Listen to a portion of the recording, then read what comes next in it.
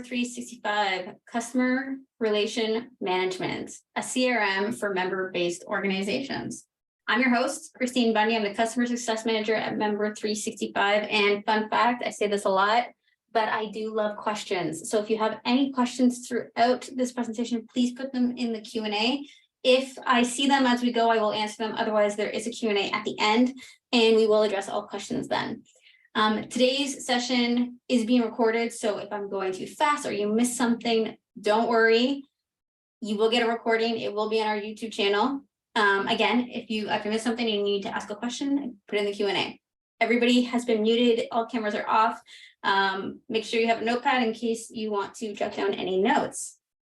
As I did say that we do have quite a bit of things to cover and we are recording, so if you miss anything, don't worry. We're first going to show you how to find a contact. We're going to create a contact. We're going to view a contact record and kind of show you the difference between a member and a non-member. I know we went through that in the member view, but it's always good to review it. We're going to go through what a trash can is, and then we're going to go over the difference between a tag and a contact record. Then we're going to do some best practices and have time for questions at the end. So let's jump over to Member 365 and get started. So this is your admin dashboard. You each have your unique URLs. If your dashboard looks slightly different than mine, it might just be because you have different settings or different modules enabled. If you don't see anything in the top menu, it might be because you don't have permission. So if there is something that requires your attention, make sure you speak to the person on your team who is the membership permission manager. So the person who can grant you those module access. So first things first is, how do I do a quick search? So at the very top here on the right-hand side, we have quick search. So this is not a complete search of the database. This is just simply like quick top 10 that fit the criteria that you're putting in. The best ways to use this is using member numbers if you have them, or email addresses. Then it's last name, first name. That is kind of the sequence in which the quick search works for the algorithm. So if you have those, type them in first. Otherwise, it will just pull up whatever fits within the criteria. So like, for example, if I put in my last name, it's going to find everybody with that last name. So it's not going to give me the direct. It's going to do a quick search and just automatically pull when it sees that name. And it's not going to do everybody. And I have quite a few in here because I do lots of testing in the site. But that's why it's there. If you can't find them in the quick search, you then can come over to your contact tab over on the top here, and then you can go down to view contacts. And here is where you can do a complete search. So you can do by first name, you can do by last name, it's gonna bring up everybody that is related to that as a last name. Again, this is also last name, first name type of search function, but you can search by both. Or you can also search by other criteria on the profile. So if there's something specific that you need, you can use the search bar to search contact records. Hope that helps. Then let's go over to an actual contact record. So I already pulled a couple for examples for today. So I'm going to go to the first one. So the first one here is Joanne Smith. Joanne Smith is a non-member. And the first thing that I notice and why I say that is because over here under this enroll management, there's no summary. There's no summary for membership. So there's no membership attached to this contact record. Now, there's also on the left-hand side here, no membership MMS record. There's nothing here to say that Joanne has ever had a membership. If she had a membership and it's in the past and it got archived, there would still be the membership MMS. That history was always there, but she currently doesn't have any active memberships. If I go to another profile, my profile, you can see that I have 2 active memberships. They're currently in lapse status and I'm in a grace period, but I still have 2 active memberships that have not been archived yet. And it has this summary. So there's the difference from a non-member contact record versus a member contact record. And that's a big distinction that I know a lot of people have a hard time with. So I always like to point it out right away. Then right here in the middle is all of the contact details for that individual. So their job title, what organization they're with, their primary email address, member number, member since date. If they have certificates, so if you have CE and you have certificate numbers, those can appear as well. Then they have their phone number and then their associated mailing addresses. So you can have business, residential, organization. There are also a couple of other custom ones. So you can create custom emails, sorry, not emails, mailing addresses as you go. Then we also have, below that is your communication and log. So this actually records anything going on within your communications that you record for calls and notes, but the system emails are all automatically in here, as well as your email communications. So as one of the benefits of using Member 365 is everything is interconnected with the contact record, with your CRM. So whether you're doing events or email marketing, or they're doing surveys, everything can connect and be here, so it's easily trackable, and you can determine what their analytics are and how engaged they are as a member. If you ever want to see what these are, you can always click on them, and you can always resend them. So if somebody's like, hey, I didn't get that email, or I didn't receive something, you can always pull it up. It's also really important if you have like a renewal notice or something along those lines, or an invoice that you need to resend, you can always pull it up here and hit resend and send it to that person right away. Okay, under the membership information, we have our tags. So one of the points we're going to go through today is tags and demographics. I'm going to go into more detail on how to create these after, but I do want to point them out here and kind of explain them a little bit. So tags are kind of like one-offs. They're allowing you to segment your members into groups where there's only that type of information. So for example, this person is a speaker. I don't care at this point, for my benefit, where they spoke, what they spoke about, what their speech was about, or anything along those lines. For my organization, that information is important. If it was important, that's when I would actually create a contact demographic, because I want more information than just the one-off. I want to know what speech they did, when they did it, a little bit about them. I want to share documents, anything along those lines. So you can create forms that are attached to a contact demographic. Whereas, and you can also make them visible, by the way, in the member portal. So if they have this nifty little eyeball, it means that it's visible to this person in the portal, and they can see it and make updates if you want, or just strictly see the information. So there's a lot more flexibility with contact demographics.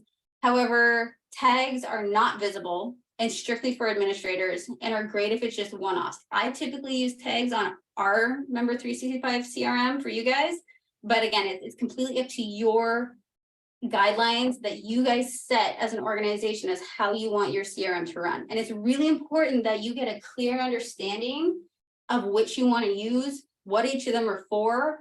I actually create a dictionary of every tag that we create for our team, so they know exactly what the tag is for, how they're segmenting them, how we're segmenting our members, and how we can then pull that information and what's the value of it. So making sure that you have strict guidelines when you're starting to set up your CRM and getting your segmented groups, it's really important, and that you keep that documented and shared. So when you hire somebody new, you train them and provide that information, because otherwise nobody's going to understand. And that's the number one thing that I see from when people do board transfers, is they have no idea what the person did before, because there's no historical transfer. There's no list of what everything meant or anything along those lines. So it's really a good best practice is to get standardized templates of or dictionaries of what each of these tags or contact demographics mean and what they're used for.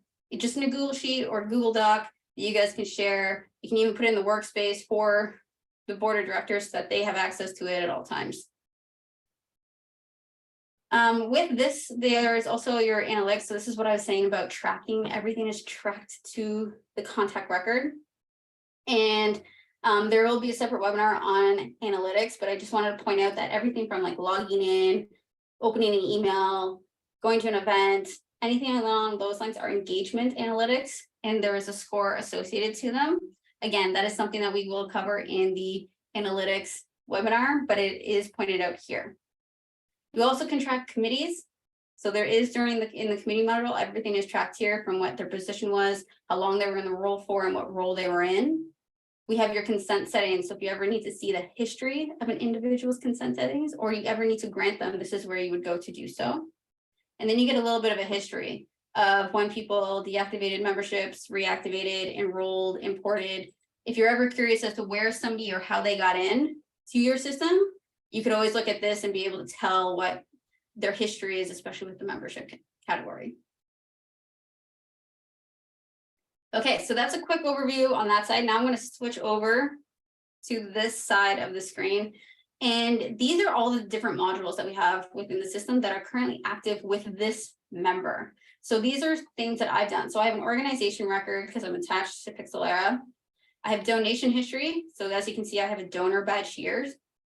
I can edit the contact record as a manager, and it will automatically update in the portal and here. And if I, as a member, update it in the portal, it automatically updates in the CRM. So everything is interconnected as well.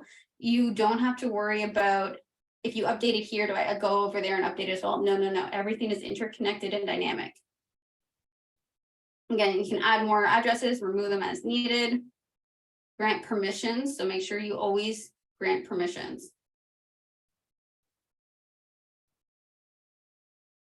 For your email consent, or you cannot send emails. Then we have our education. So this is for community education. I won't go into details about this. Again, that's a webinar that will be coming up later this year. So stay tuned.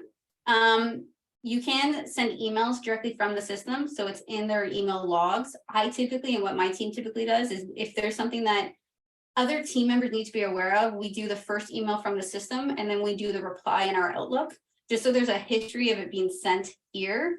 But again, it's up to your discussion on how your team wants to control that, or what your policies are for your CRM for doing that. Then we have your subscriptions. So in the email marketing, I did mention that you should at least have a few subscription lists. This is why, so that when people unsubscribe, they don't just completely opt out of all emails. They can select different ones, because if they completely opt out, you can't email them even for your membership. So just keep that in mind about your email marketing. Then you have your engagement analytics for an individual, their event history, if they have any, and their membership history. So even if somebody has an archived membership, their history will appear on the left-hand side here for you to be able to review and see what's going on. If you need to bring them back or unarchive them, you can come in here as well. Then you have any forms they filled out, like surveys, directory forms, anything along those lines. And then here's where you have permissions. So if you are granting admin permissions or portal permissions for a non-member, so say you added a contact and you wanted to grant them additional permissions, you could come in here and grant them a non-member portal access if they don't want to have a membership, or admin permissions, and you can determine what exactly those permissions are. You strictly go to the bottom and you hit save. I do always recommend that you check what your admin permissions are for each of the individuals on your team. Have 2 members be a manage administrator permissions, so that if something happens to one, you have somebody else's backup, because we as a team cannot grant you access. As soon as you're live, you have control over who has access due to security and privacy policies. So it's really important that 2 of your team members have access to be able to grant permissions for other administrators, or help reset the other persons if they're having difficulty. Then we have your purchase history and then related contacts. So anybody who's associated to the organization that you're with, you can export the contact details if needed. See surveys, vCard, that's exporting the details so you can put it in your Outlook if you need that as well. And then any web forms. If you ever need to reset someone's password, an option will appear at the bottom. It's not for me because I'm a super user, and I will show you what that looks like in a minute. So let's add a new contact. So I got excited, I went right into contacts. So if we come into contacts here, and I'm going to click on create contact, and I'm going to pick an organization. If they are not in this drop down, you strictly go over here, click on add organization, and then you'll be able to add a new one. So I'm just going to grab one, and I'm going to fill this in with some general information. So always minimum, what I add is a first name, last name, email address. Anything above and beyond that's a bonus, but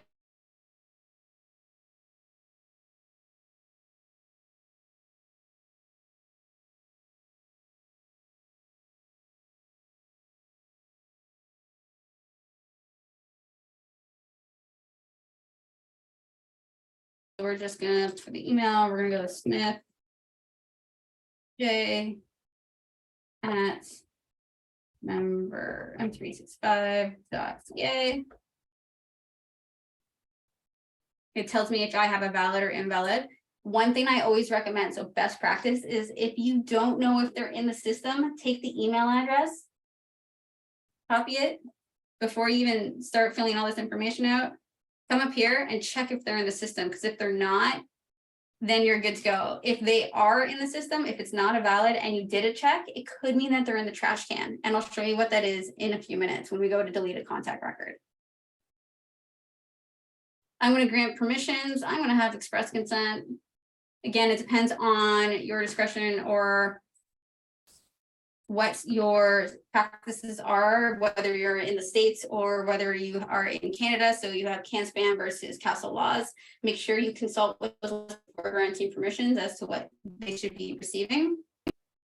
And then I can hit the add save. Once I hit save, it's generating my contact record. So this is a non-member contact record. Remember how I said there's no membership record on the side here or no membership summary? I can add a membership here. And when I do, I can send them the welcome email directly from here, which would give them portal permissions. Or I could, if I want to keep them as a non-member but want them to have access to the portal, I could go to permissions over here. And I could say, yes, I want them to have permissions. And then this, our default welcome email, will be sent out to them. Now I'm going to skip it because I don't want to send any emails, but always send it out if you want them to have that access. If you want them to join any other workspaces, you can grant the access here or remove access if you don't want them to. This is also where you can grant admin permissions strictly for the portal. So now if I go back to the contact record, over on the side here, I get a delete button and a reset password button. So if anybody's having problems resetting passwords, because let's be honest, it happens quite often. They hit the forgot password. They tried the link, it didn't work. They're having a hard time. You can come in here, click reset password, reset their password, click check to send them an email. They get the email and can reset their password. You also can try it on their behalf. If somebody's having a hard time logging in, we always recommend you take their email address, you reset their password, you attempt to do it yourself, because sometimes it can be a user error or an environmental issue. Like maybe they don't have their cookies enabled, or maybe they don't, or maybe they have a VPN and the VPN is preventing them from logging in. That happens quite often. So things to always check before even reaching out to us is going through the process yourself. Okay, I can log in. It's not the system's fault. Something's going on their end. They can use the new password and log in, try a different browser, things along those lines. Are tips and tricks you can use. If you do need help though, if they are getting stuck, do reach out to us. We are here to help, but we always recommend you try it first. All right, so in the end, I do not want any of these contacts. I do not want this contact, so I'm going to delete this contact. And it's going to get asked for a reason. Why am I deleting it? So we actually have almost like a 3-step process for deleting contacts. And the reason for this is when we first started out many years ago, people accidentally deleted contacts and they were permanently deleted and we couldn't retrieve their data. So we put it into a 2-step process. So first you need to give a reason, and then you can have to go to the trash can, which I mentioned earlier, to permanent delete them. If they are not permanent delete them, they are technically in your system as a soft delete, meaning you cannot use the email address or member number attached to that contact record. So the details on that individual. So I'm just going to say that this person, maybe they retired and they're no longer a contact that I want to keep. I confirm and I go to my trash bin. Now there's quite a bit in here. And this is what I do not recommend having. This should be very clean. So the number one thing and what I do in my own database is once a week, I take 30 minutes aside and I clean the database. I make sure there's nobody in the trash can other than soft deleted admins. We always recommend you soft deleted admin. You never fully deleted admin. Otherwise you lose all their history in the system. So leave the only people in here should be soft deleted administrators. Everybody else you should be deleting by simply coming over here and clicking permanently delete, which would remove them from your system permanently. So always make sure that you're cleaning as you go. Remember how I said you want to set standards? You also want to set those standards for cleaning up your database on a daily, weekly basis. It might be every 2 weeks, might be once a month, depends on how busy you guys are, but I do always recommend taking that time, because then you're not worrying about when you're creating lists or when you're wanting to do events, you know that that data is accurate and it's 100% good to go. All right, so let's go back to our slide. So we went through find a contact, we created a record, we reviewed the contact records, we did the trash cans. So let's actually go back and do, how do I create and add a contact demographic? So those options are under contacts and under settings. So this is where you would go to create a contact demographic. It's simple as creating it, adding the name. And then this is also where you can add or remove. You can edit them here. When it edits here, again, it's also editing it on the contact demographic. So if you need to change names or things along those lines, you can. It also has a form. If you need to attach a form to it, you can attach it here as well. For tags, you can go to your shared tags. And there is two types of tags, which I forgot to mention. There's shared tags and my tags. My tags only I can see. Shared tags everybody can see. So I always recommend using shared tags so you don't have duplicates like I see right here. So I would want to remove one of these by transferring everybody to the other one and then removing it. Again, this is why part of cleaning your database is important, because right now, if I didn't know that I had to check on 2 for a list, I missed a whole bunch of people, that would be a problem. So it's always good to come in here and double check your work, or making sure that somebody else didn't see it and created a duplicate. To create a tag, it's really simple. Coming up here, you select whether it's a contact shared tag or an organization record shared tag. And if you just simply type in what that tag you want it to be and hit save, and then it's added to your list. And then when you go to back to a contact record, when you click on shared tags, you're able to find that option and select it for as many contacts as you like. All right, so one other type of contact record, there is organization records, which gives you a brief overview of the organization. It also, if they have memberships, it appears here as well. So this is all related to the organization. The organization also has tags and contact demographics, so you can break it down. This is the settings that I use for you guys. I only really go based off of the organization record, and then I break it down further for the primary contacts or leads who are doing onboarding. So those are things that you can keep in mind too, is you also can add tags as an organization and create lists and reports based off that, because there is a shared tag report. I use it quite often for the different tags that you're using. All right. So now let's go into best practices. So I mentioned quite a few of them as I was going, but the first one, doing a quick confirm. So when you're going to add a contact, go up to your search bar, take that email address. Is it in the system? Yes or no? If it is, go to that contact record and edit it as needed. If not, you can add a new one. Make sure you assign email consent when you're creating a contact, so you can actually email them from the system. But check your guidelines, make sure that you have permissions and you have the correct permissions. So make sure you know what permissions you're supposed to be granting. Define data entry standards. So what are tags? Are you using tags, or are you using contact demographics? Are you using both? You might use both. You might use one, you might use the other. We do both depending on the need for it. But again, it's up to you guys to define how you want to use those capabilities. Regularly clean your database. Make sure that you are cleaning it once a week. I set 30 minutes aside. Friday morning, as I'm sipping my cup of coffee while my girls are having their cartoons, I go through and I clean up a little bit every Friday morning. It's kind of become kind of one of my routines. Not something you have to do, but it's something I recommend, even if it's just like an after lunch thing. You got 30 minutes. That's when you have a little bit of downtime. Go in the system, go through your contact records, go through your tags, kind of make sure everything, all your reports are looking good and nothing seems off, and then make adjustments as needed. And then make sure when you have new people, you train them. Practice number 6, train people as they come in so that they know what each of those items within the system are for, how they're used. So you're not having miscommunications and then you have things disconnect, or people make duplicates and do twice the work they have to, when all they had to do was do something really simple. Finally, remove administration access when they no longer need it. So as I said, you can grant access, you can also remove it. A lot of times I go into databases when people do changeovers, and there's people that still have admin permissions from like 2 years ago that shouldn't have it. It's common, it happens a lot. So just make sure you're consistently cleaning who has permission to be an administrator so they don't have access to the system, because that's your data and you want to protect it. So make sure you're always checking that out.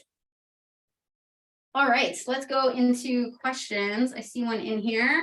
All right, when someone resigns their membership, does the system automatically take away their permissions or access to the portal? No. Great question. So if I am a member and my membership archives or disappears, my permissions still stay, but I would have non-member access. So I would be able to do anything within the system for like, if I had to pass certificates or invoices, I could still access those. I could still update my contact information. I could still attend events as a non-member, and I could also modify my events as a non-member. I always recommend that you set up your non-member permissions for at least events if you're hosting events that allow access to non-members. So that is a great question. Does anybody else have any questions? Please put them in. I would be happy to answer them. If you think of something after, feel free to submit a ticket in the system. There's lots of ways to get help.